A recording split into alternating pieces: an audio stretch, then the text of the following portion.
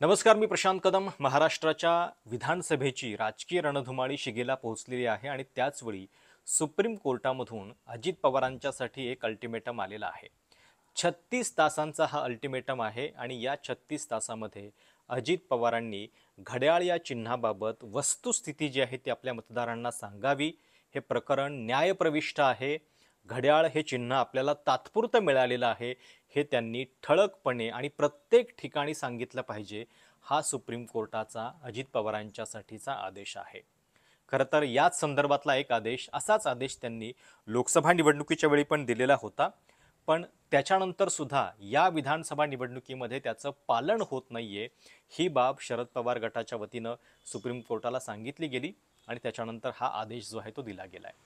आता साहजिक आहे की सगळ्यांना पहिला प्रश्न हा पडेल की जर अजित पवारांना हा डिस्क्लेमर द्यावा लागतोय, हे चिन्ह तात्पुरतं मिळालेलं आहे असं सांगावं लागतंय, तर एकनाथ शिंदेंचं काय? एकनाथ शिंदेंना मिळालेलं धनुष्यबाण हे पण काही परमनंट नाहीये. त्यांना पण हे सगळं प्रकरण न्यायप्रविष्ट आहे त्यांच्याही बाबतीत. मग एकनाथ शिंदेंना असे डिस्क्लेमर का द्यावे लागत नाहीत आणि केवळ अजित पवारांना ते का द्यावे लागत आहेत? याचं सरळ साधं उत्तर हे आहे की ठाकरे गटाची जी लीगल कार्यवाही आहे ती याच्यामध्ये कमी पडते. शरद पवार गट याच्याबद्दल सुप्रीम कोर्टामध्ये जातोय, तातडीनं भांडतोय, प्रत्येक मुद्द्यावरती लढतोय आणि त्याच्यामुळे सुप्रीम कोर्टानं त्यांच्या मागण्यांची दखल घेतली आहे. काल न्यायमूर्ती सूर्यकांत, न्यायमूर्ती दीपांकर दत्ता, न्यायमूर्ती उज्ज्वल भुवन यांच्या 3 न्यायमूर्तींच्या खंडपीठासमोर हे प्रकरण होतं. मुळामध्ये शरद पवार गटाची मागणी ही होती की जसं तुम्ही आम्हाला एक तात्पुरतं चिन्ह दिलेलं आहे तशाच पद्धतीचं एक तात्पुरतं चिन्ह अजित पवारांना सुद्धा द्या. कारण हे चिन्ह म्हणजे घड्याळ ही ओळख गेल्या 30 वर्षांपासून राष्ट्रवादी शरदचंद्र पवार यांची बनलेली आहे. त्यांच्या प्रतिमेसोबत ती जोडली गेलेली आहे आणि म्हणून अजित पवारांना हे चिन्ह देणं हा एक प्रकारे आमच्यावरचा अन्याय आहे. ते तुम्ही त्यांच्याकडून काढून घ्या. अर्थात काल सुप्रीम कोर्टातल्या आर्ग्युमेंटमध्ये अजित पवारांचे जे वकील होते बलबीर सिंग यांनी सांगितलं की आता आम्ही आमच्या तब्बल 52 उमेदवारांना हे चिन्ह ऑलरेडी दिलेलं आहे आणि यावेळी हे चिन्ह जे आहे ते काढता येणं शक्य नाहीये. सुप्रीम कोर्टानं सुद्धा या संदर्भात पुढची तारीख फक्त दिलेली आहे, पण हे चिन्ह जे आहे ते त्यांच्याकडून काढून घेतलेलं नाहीये. खरं तर सुप्रीम कोर्टानं लोकसभेच्या नंतर किमान विधानसभेच्या आधी या सगळ्याचा एक अंतिम निकाल देणं अपेक्षित होतं. आमदार अपात्रतेबद्दल तर आता म्हणजे टर्मच संपलेली आहे, त्यामुळे तो मुद्दा जो आहे तो व्यावहारिकदृष्ट्या संपलेला आहे. पण पक्ष आणि चिन्हाचे हे मॅटर जे आहेत ते चालूच राहणार आहेत. एक लक्षात घ्या की शिवसेना अंतिमतः कोणाची आहे, धनुष्यबाण हे कायमस्वरूपी कुणाला मिळणार, घड्याळ हे चिन्ह कायमस्वरूपी कुणाला मिळणार, याचा फैसला सुप्रीम कोर्टामध्ये अजूनही बाकी आहे. निवडणूक आयोगानं जरी या संदर्भात आपला निकाल दिलेला असला तरी त्याच्या संदर्भात विरोधी याचिका सुप्रीम कोर्टामध्ये दाखल आहेत आणि जोपर्यंत याचा निकाल लागत नाही तोपर्यंत या 2 गटांचं अंतिम भवितव्य जे आहे ते ठरणार नाही. पण फरक लक्षात घ्या की अजित पवारांना लोकसभेच्या वेळी सुद्धा हे डिस्क्लेमर द्यावे लागले होते. पेपरमधली जाहिरात असेल, व्हिडिओ असेल किंवा कुठलंही पोस्टर, प्रत्येक ठिकाणी घड्याळ हे चिन्ह न्यायप्रविष्ट आहे याचा उल्लेख त्यांना करावा लागतोय. आणि गंमत म्हणजे एकनाथ शिंदेंना मात्र पूर्णपणे मुभा आहे, सूट आहे धनुष्यबाण वापरण्याची. अजून एक फरक लक्षात घ्या की एकनाथ शिंदेंना बाळासाहेब ठाकरेंचं नाव, त्यांची प्रतिमा, त्यांचे फोटो वापरण्यामध्ये कुठलीही बंदी नाहीये. अजित पवारांच्या बाबतीत मात्र ती आहे, कारण स्वतः शरद पवारांनी पण तो आक्षेप घेतलेला होता, त्यांच्या पक्षानं पण आक्षेप घेतलेला होता की माझं नाव, फोटो तुम्ही वापरू नका. आता शरद पवार हयात आहेत, बाळासाहेब ठाकरे हयात नाही आहेत, हा एक अजून एक मुद्दा आहे. पण सोबतच बाळासाहेब ठाकरे यांचं नाव जे आहे ते महापुरुषांच्या यादीमध्ये आहे आणि त्यामुळं कुठल्याही पक्षाला त्यांचं नाव किंवा फोटो वापरता येऊ शकतो. म्हणजे ही जी एक स्क्रिप्ट शिवसेनेमधल्या फुटीची किंवा राष्ट्रवादीमधल्या फुटीची रचली गेलेली होती, त्याच्या आधी किती लेवलला छोट्या छोट्या गोष्टींची काळजी घेतली गेलेली होती हे सुद्धा याच्यातून लक्षात येतं की बाळासाहेब ठाकरेंचा चेहरा एकनाथ शिंदेंना वापरता यावा म्हणून त्यांचं नाव जे आहे ते महापुरुषांच्या यादीमध्ये सुद्धा आधीच टाकण्यात आलेलं होतं. आणि शिवसेना ठाकरे गट आणि शरद पवार गटाचा जो लोकसभेतला परफॉर्मन्स आहे त्याच्यामध्ये ही गोष्ट सुद्धा खूप मॅटर करते. कारण धनुष्यबाण ही ओळख शिवसेनेची आहे. पटकन लोकांना लक्षात येत नाही, कारण बाळासाहेब ठाकरेंच्या प्रतिमेशी ते जोडलं गेलेलं आहे. आणि म्हणून हे धनुष्यबाण चिन्ह जे आहे ते शिंदेंना सहज मिळणं आणि सोबतच बाळासाहेबांचा फोटो सुद्धा मिळणं ही त्यांच्यासाठी जमेची बाब ठरली.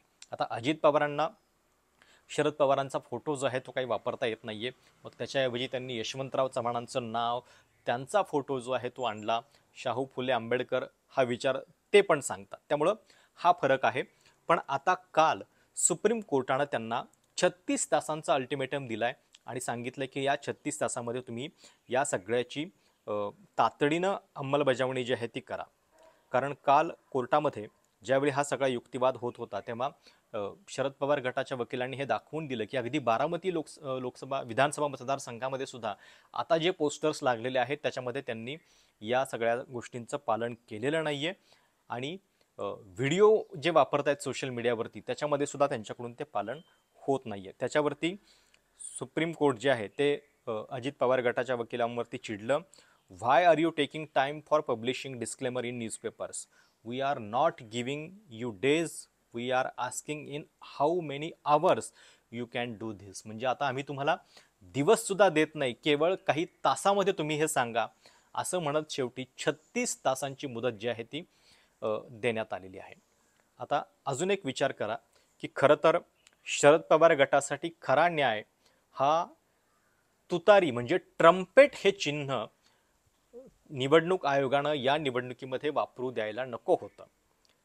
त्याच्या संदर्भात त्यांनी निवडणूक आयोगामध्ये याचिका पण दाखल केलेली होती, ज्याला मराठीमध्ये आपण पिपाणी म्हणतोय. ती पिपाणी आणि तुतारी वाजवणारा माणूस, आपण म्हणताना जरी पिपाणी म्हणत असलो तरी त्याचं जे चिन्ह आहे ते साधारणपणे तुतारीशी मिळतं जुळतं आहे. आणि या चिन्हाचा खूप मोठा फटका लोकसभा निवडणुकीमध्ये शरद पवार गटाला बसलेला होता. त्यांनी निवडणूक आयोगाला विनंती पण केलेली होती की यावेळी या पिपाणीवरती बंदी घाला, पण ती बंदी काही निवडणूक आयोगानं घातली नाही.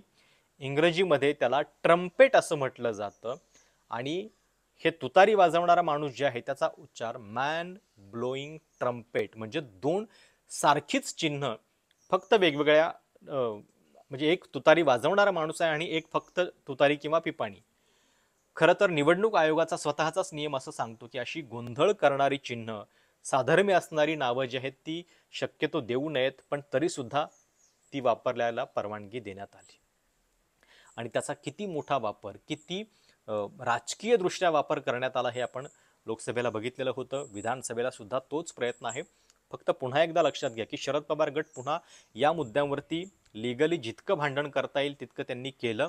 आणि त्यांनी एक गोष्ट करून घेतली आहे की पिपाणी या चिन्हाचा उल्लेख हा इंग्रजीमध्ये होईल, ट्रम्पेट असाच उल्लेख होईल, जेणेकरून तुतारी आणि ट्रम्पेट याच्यातला फरक जो आहे तो लोकांना कळावा.